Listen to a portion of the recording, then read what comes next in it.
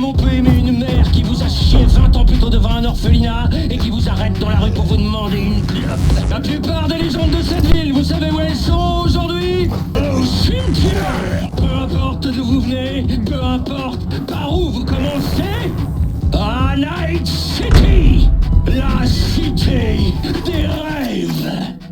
Bon, on passe tous notre vie à courir après des rêves. Sauf que dans le monde, eh bien, un rêve, ça ne sauve pas. Je dirais même qu'un rêve, un rêve, ça dévore. Cyberpunk 2077.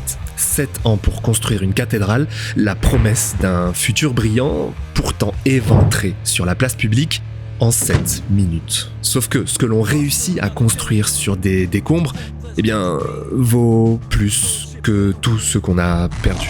C'est dans la mort d'un rêve que naît ce qui mérite d'être éternel, d'être légendaire. Dans quel genre de bordel j'ai pu aller te chercher? Et Night City, Night City est une bête, une mise en scène urbaine répugnante au premier abord, rendant finalement accro n'importe lequel d'entre nous. Décidément, je kiffe Night City. C'est une ville comme une autre, mais en plus grand. Non, Mano, elle a rien d'ordinaire. C'est ici que naissent les légendes. You don't believe in no fate. Every day digging the grave. Step in the pit with the snakes. City of dreams, city of gang. You don't believe in no fate. I might just dig up your grave. Step in the pit with a gang. City of dreams, city of gang, gang, gang, gang, gang. City of dreams, live in your grave. You live in your grave. City of dreams, city of gang. Cette ville insupportable par sa verticalité, son excentricité, ses obsessions, elle en devient paradoxalement putain d'harmonieuse, et même presque parfaite. Pourtant, elle reste une dystopie corporatiste, qui ne tend la main à absolument personne. Oui, elle laisse croire que tu peux devenir quelqu'un, mais finalement, juste pour mieux t'écraser. Mais comme un parallèle parfait, si l'on prend un petit peu de recul, le jeu Cyberpunk 2077, au fond, on le savait, c'est une utopie numérique. Une utopie avec des graphismes ahurissants, une liberté qui était censée être absolue, un transhumanisme glorieux, une technologie triomphante, et à l'arrivée, pour beaucoup, ce n'était qu'une putain de tombe lourde et répugnante. CD Projekt n'avaient pas simplement raté un jeu, ils ont vu leur rêve devenir à ce moment-là une blague, et une blague mondiale. Des années sacrifiées pour les développeurs dans un monde bien réel, accusateur et jugeur, qui n'avaient pas le temps d'écouter leur tout petit cœur brisé et leur remords. Des rêves rongés par le stress, des rêves rongés par la surproduction, des rêves rongés par l'avidité d'une poignée de personnes qui étaient perchées dans leur tour. Petit comble. Pourtant, l'essence narrative de cet univers, cette essence-là en elle-même, elle est restée paradoxalement parfaite. Grâce à sa construction, mais surtout grâce à, si on peut l'appeler comme ça, grâce à une putain d'âme. Une braise qui restait là, une braise repérée par certains joueurs, une étincelle méritant de s'embraser et de se réveiller tellement son potentiel était déjà très fort. Donc, pendant que certains irréductibles et chanceux joueurs PC survolaient les bugs et tombaient finalement amoureux déjà de cet univers, et de l'autre côté, pendant que les développeurs, eux, se tuaient à la tâche pour réhabiliter le jeu sur les consoles, à l'autre bout du monde, sur un archipel, une autre équipe improbable allait nouer un des plus beaux duos culturels entre un jeu vidéo et une série. CD Projekt se lie au studio japonais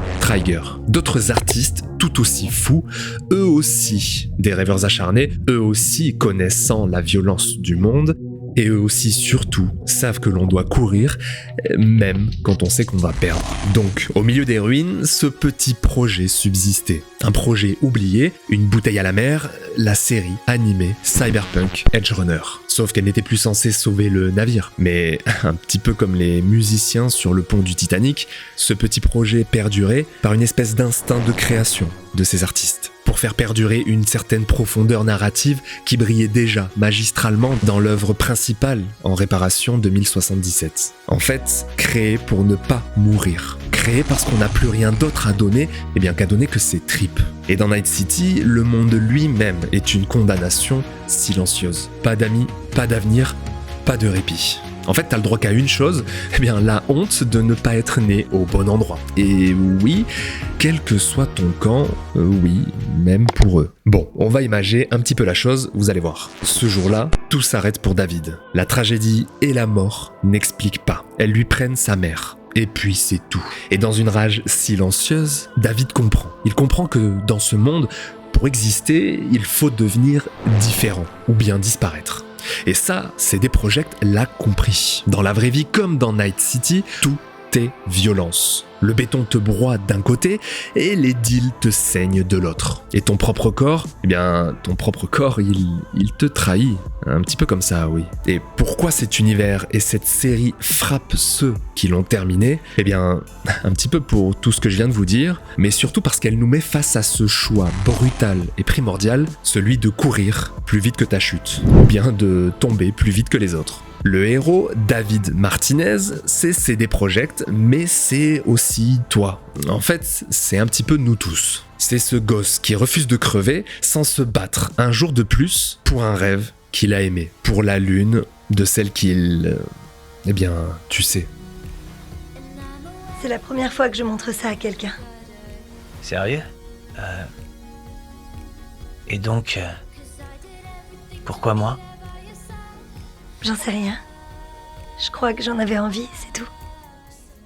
J'ai l'impression qu'on forme une bonne équipe tous les deux. Je trouve aussi.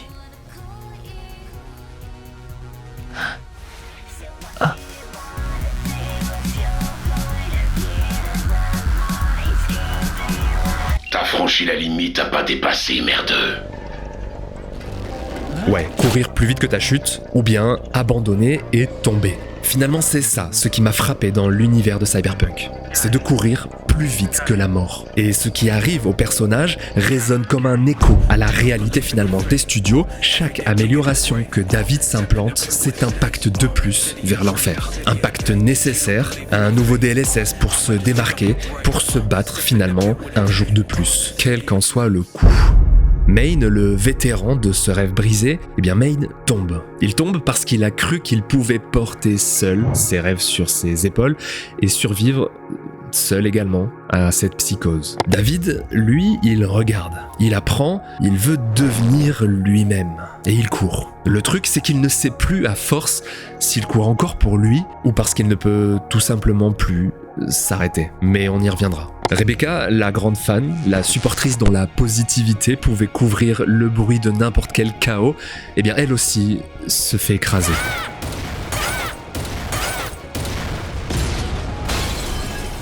En fait, on est face à une famille très fragile, unie par la même malédiction, celle qu'ils doivent courir plus vite que leur propre faim. C'est ça le nouveau rêve américain, les amis. Vivre à fond en faisant un max de bordel et... Main, c'est quand la dernière fois que t'as avalé quelque chose ?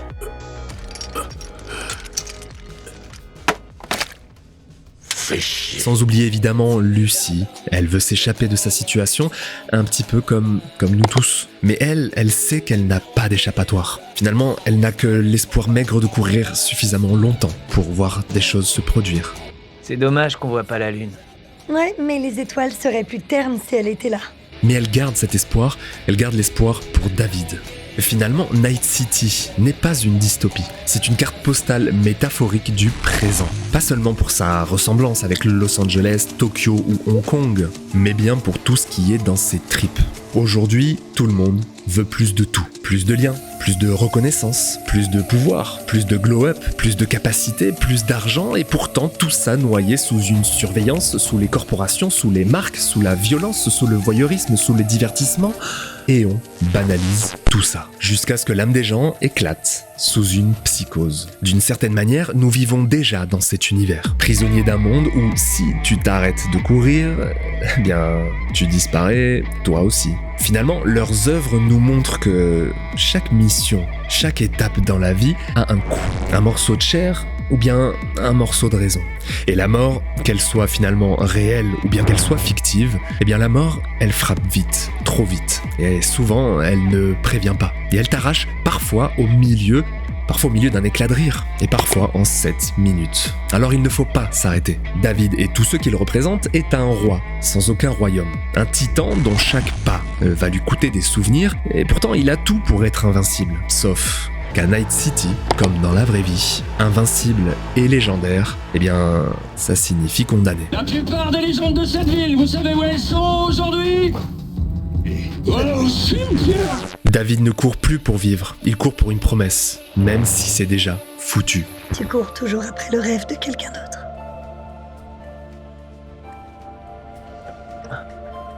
Je comprends ce que tu ressens.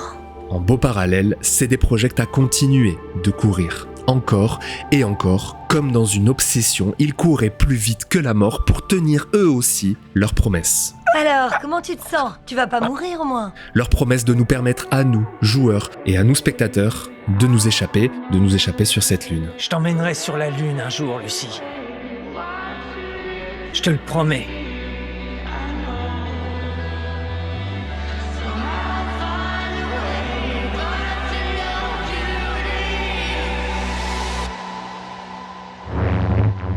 Quand CD Projekt et Trigger ont créé Edge Runner, ils ne cherchaient plus la gloire. Ils cherchaient une chose très simple, ne pas mourir. Et raconter encore une histoire. Et bordel, qu'est-ce que ça se ressent. Comme un dernier éclat, ils laissent un rêve malgré la blessure d'un autre. Un petit rappel finalement contre ce monde. Cours, tombe, aime, lutte, même si tu perds. Bordel, qu'est-ce qu'on s'en tape. Et c'est finalement là que renaissent, les vraies légendes. C'est ça, Edge Runner.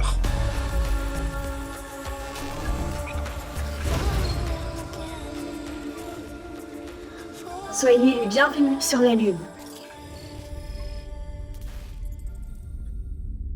Waouh, putain, c'est quoi cette résolution? J'arrive à sentir le soleil.